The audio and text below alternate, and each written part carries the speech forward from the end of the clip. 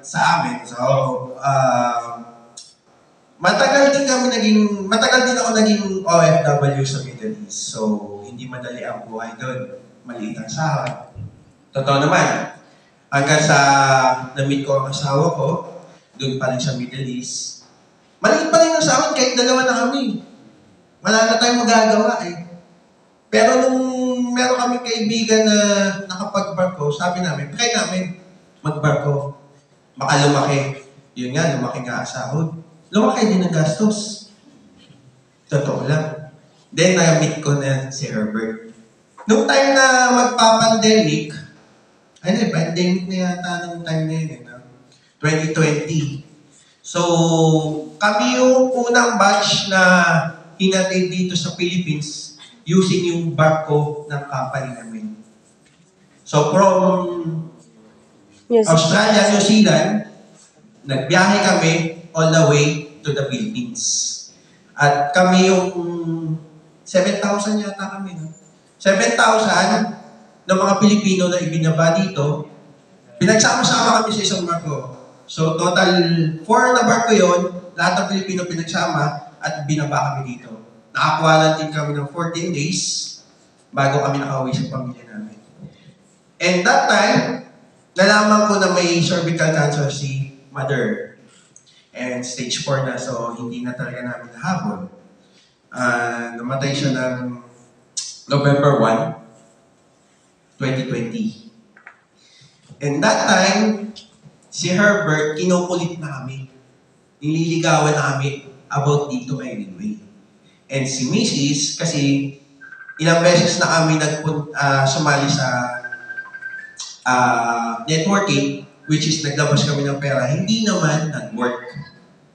Kasi labas kang pera, bibigyan kang product, bebenta mo. Pag di mo nabenta, wala ang income. So, sabi ni Mrs., wag na tayo sumali kasi networking na naman. Pero ang hindi namin alam, yun pala ang dapat na makaka-survive kay mother. Kasi may pera kami noon, kaya namin bumili ng isang set.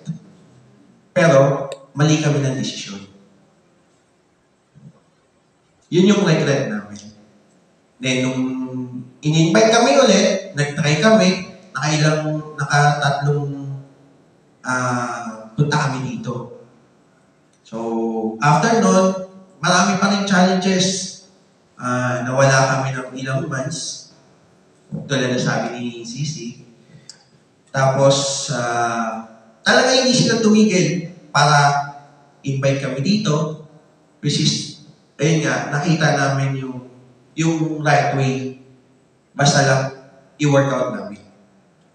So, dito kami ngayon. At sana maintindihan niyo yung magiging OPP ko. So, yun. So, start na tayo sa OPP. Our opportunity product presentation. And base sa World Health Organization, meron tayong 10 sakit na pwedeng sabihin natin death sentence sa atin nang hindi natin alam. Ibig sabihin, may sakit ka na hindi mo pa alam.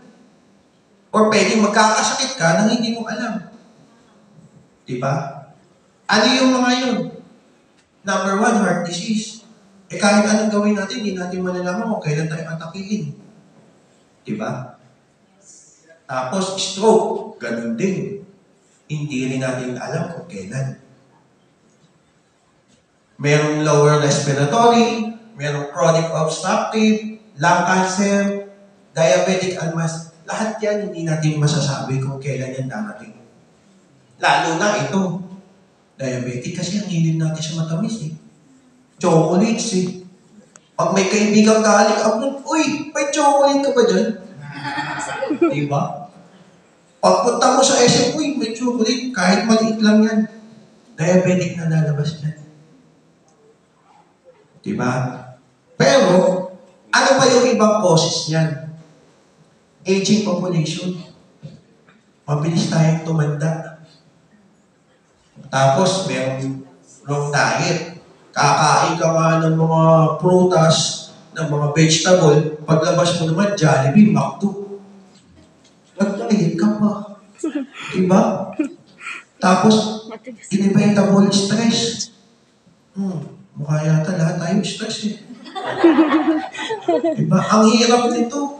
Kailangan lagi ka nakangiti kahit natutulog siguro. Nakangiti ka. Diba? Ito ang pinaka-worst. Pollution.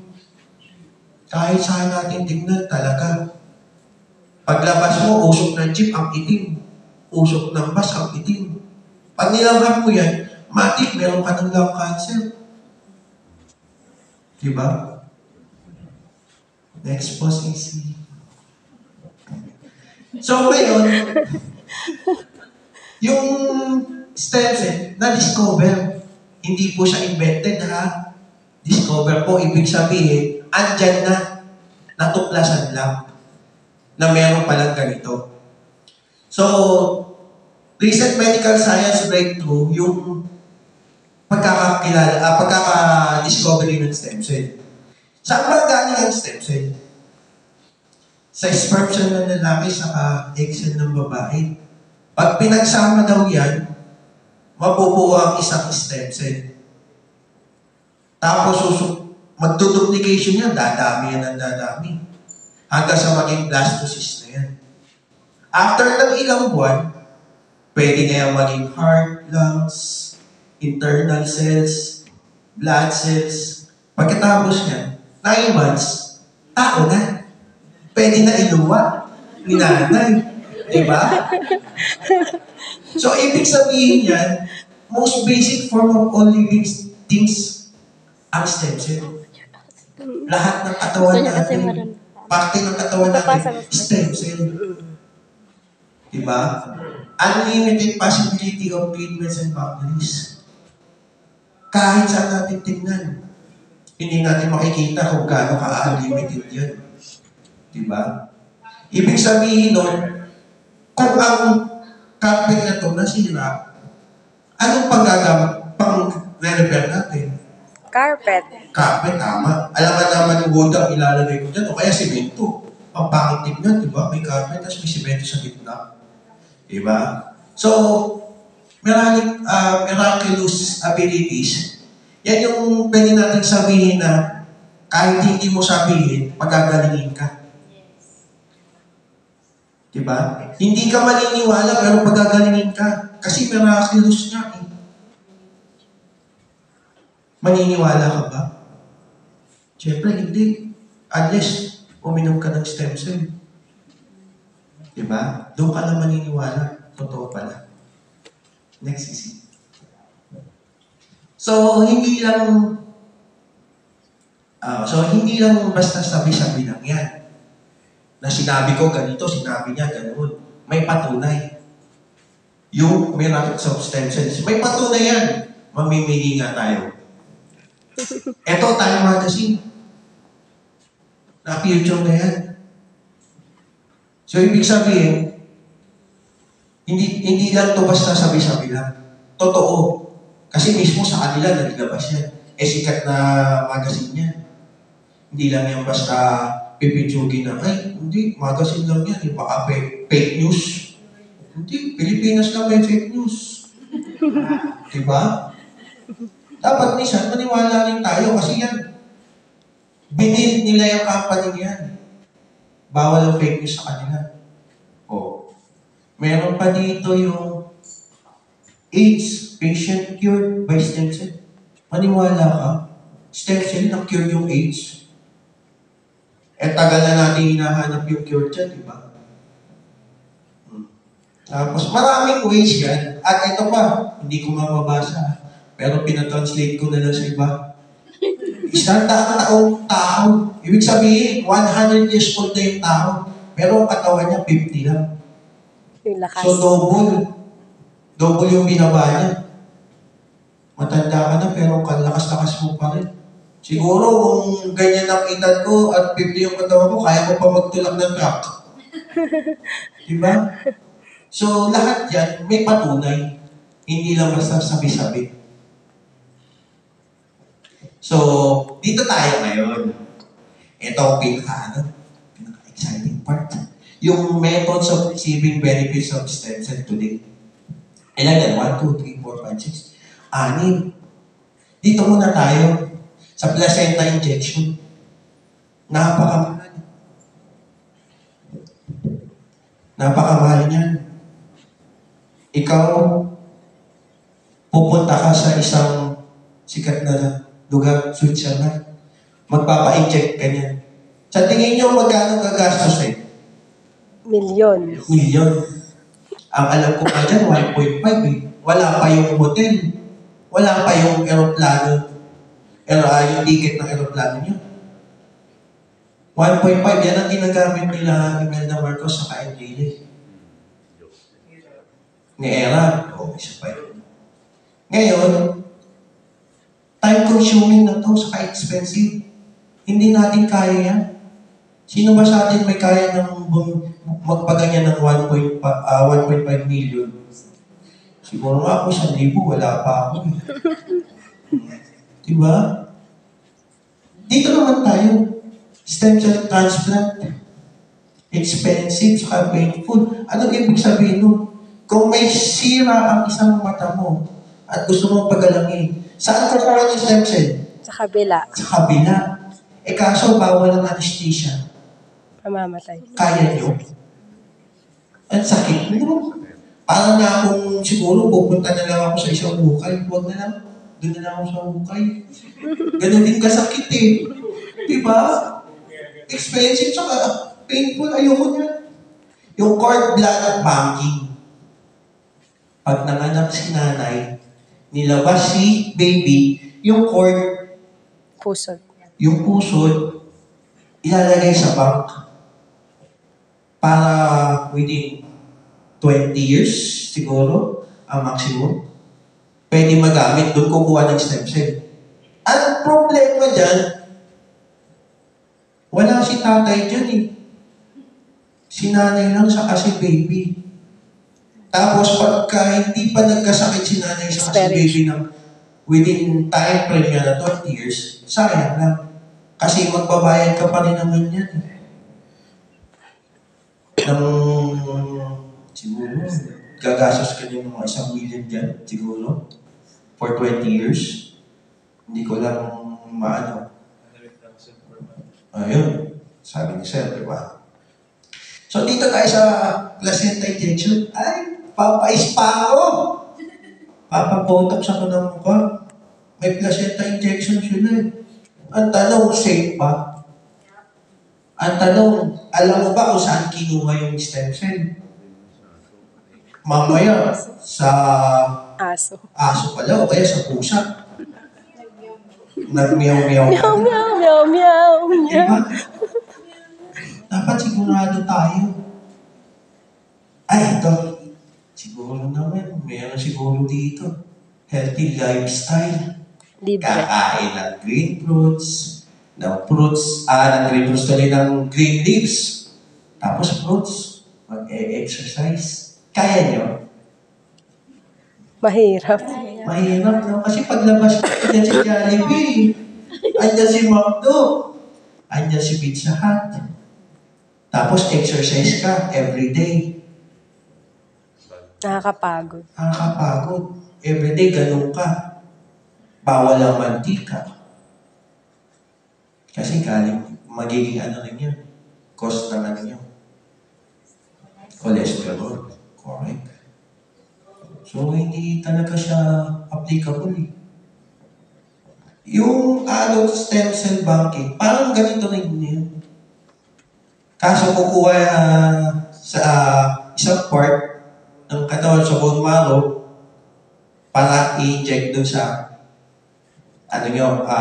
kung alin yung gusto nyo ipano. Kaso, kung kayo ay 50 na, ilang taon na kaya yung stem cell pag transplant sa inyo?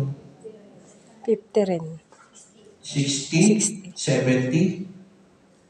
Or 80? So, parang wala na yung stem cell eh.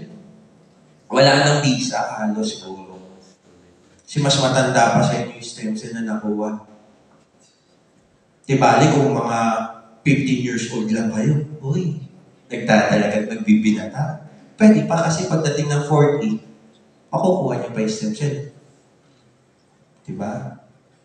So,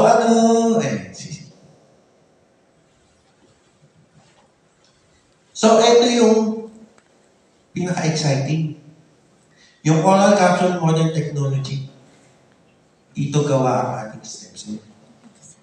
So, yung super critical extraction, dito pinaprocess lahat ng stem cell. Ini-extract siya mula dun sa source ng stem cell ng 99.9%. Compatible. Pagkatapos ng extract, gagamitan siya ng freeze-drying technology.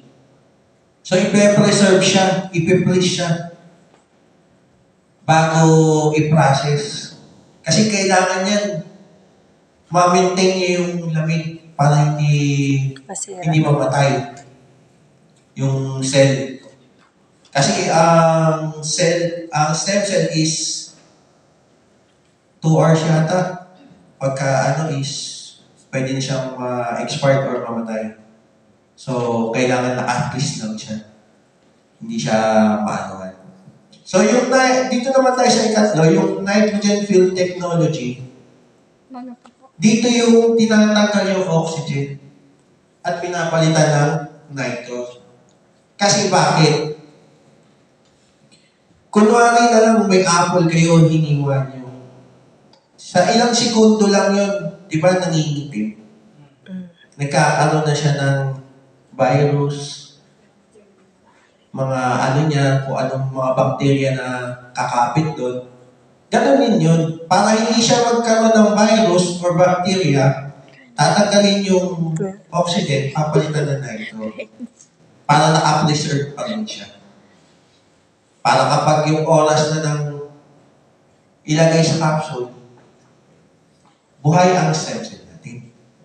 So ngayon, ginamitan din siya ng enteric-coated technology. Ibig sabihin po niyan, pag ininom natin yung capsule, hindi siya matutunaw sa stomach natin. Pwede siya doon at dediretso siya automatic sa small intestine natin, kung saan doon i-absorb lahat ng nutrients na meron ang stem cell natin. Pagkatapos po niyan, ang emulsification technology, ito yung parang nanotech, pinaliit yung mga stem cells natin para mailagay sa capsule. Palakpakan naman natin. Yung Biosoft gel technology, isipin nyo na lang, malambot yung gel, pag inilunok nyo, dire-diretso yun. Hindi na pinatigas. Mahirap pag matigas eh. Malulunok yung baba. Diba? Joke lang. So, ano nga ba ang ingredients ni stem cell natin, no? So, ito yung Asian saying of treasure in a deer. So, ang gamit natin, usa. Kasi kung meron tayong medicinal plants, meron din tayo sa animal, which is yung deer. Sa iba, ginagamit ang sheep. Kaso ang sheep kasi, mas prone sa mga sakit. Yung foot mouth and disease mouth. Yung deer kasi, pagka nagkasakit yan, nagpapakamatay yan. So automatic, wala kang makikita ang deer na may sakit. Lahat yan malinis. So ibig sabihin nun, lahat ng part ng deer is pwede siyang maging medicinal. Pero ang ginagamit lang po natin is yung placenta ng babae pag nanganak at yung velvet ng lalaki. Yung pinaka-tip ng sungay ng lalaki. Magkakat lang tayo doon. Kasi pagka yung tumutubo na yun. Pero nung patunay nun, pagka nanonood kasi ako ng National Geographic, marami ako nakikita ko siya na pinuputol yung sarili nilang usa. After a year, meron na naman silang sungay. So, ibig sabihin, repeated lang yun. So pagka etong placenta sa velvet natin, pag pinagsama yan sa laboratory, pwede siya maging isang usa. Ganon kahimala Galing. ang ating. So now, ito yung 5 ingredients, clinically proven, patented ingredients. So ibig sabihin, ito yung talagang pinaka-course niya. No? So yung cerviceta, yung babae ko sa yung pag nanganak, yung placenta niya, yun ang kinukuha. So ibig sabihin, hindi natin siya papatayin. Ha? Kumbaga, nag-breed lang tayo. Hindi tayo nagpapatay ng usa. So yung placenta, lalaki ko siya, sa tip lang ng sungay natin kinukuha. No? Sa M. Jensen, ito, siguro maraming makaka-relate nito. Yung M. Jensen, siyempre, alam niya, Jensen, no? Tsaa! Saan ako minum ng tsaa? Pero ito, itinanim to sa volcanic ash sa soil ng sa New Zealand. Pero tinanim yan 10 years ago. Ibig sabihin, 10 years yan bago i-harvest. At ang sabi nila is more, 150% more effective kesa doon sa karaniwan natin iniinom na ginseng. So, kung pwede nga lang itong gawin tsa, magtsatsa na lang ako dito. Yung Axorton, napakamahal nito. Which is totoo. Type of mushroom na ang maaari lang kumain o magkaroon ng ay hari at Emperor. royal blood or kung ano man sa China way before.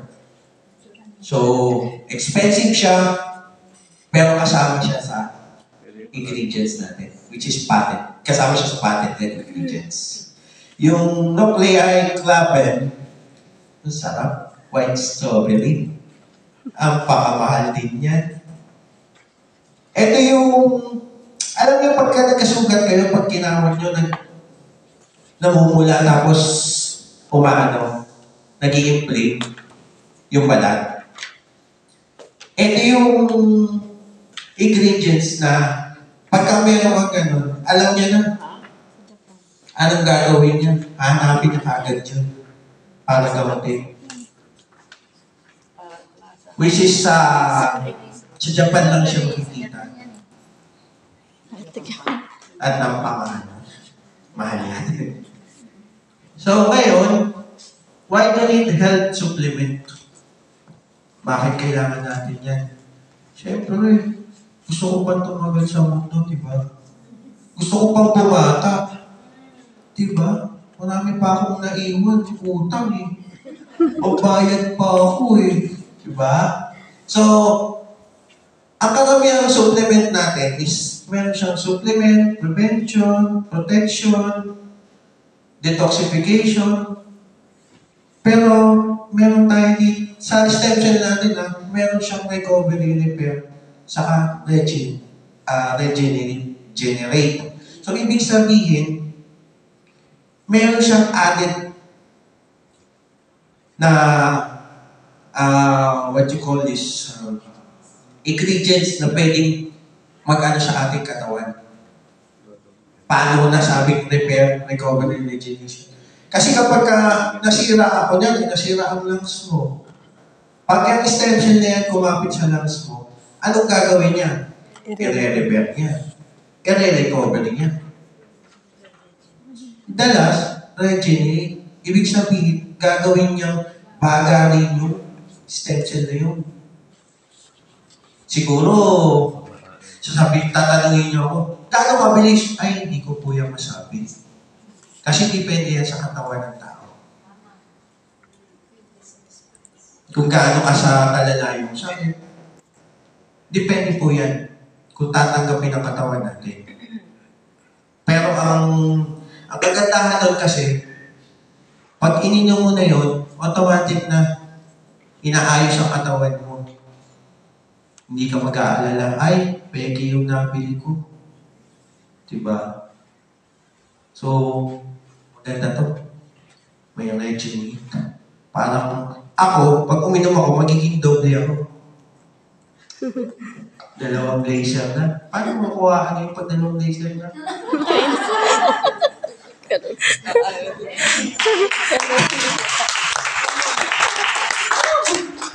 So, andito na tayo ngayon sa unique and integrated formulation. So, nakita nyo na kanina yung 5 patented ingredients na meron si stem cell. So, meron pa tayong 1, 2, 3, 4, 5, 6, 7, 8, ay, 9, no? 9 more ingredients na idinagdag si Leeway para mas maging effective. Para kapag ininom nyo, siguro 1 year kayong minom. Kung 50 na kayo, 40 na kayo siguro bukas. No? Kasi dami niyang dinagdag eh. Pero may sa isang capsule, meron na siyang apple extract. Sa isang capsule, may 100 apple green. Kayong pinapasok sa katawan. Napakaganda niya. Diba? Samahan mo pa ng brown seaweed.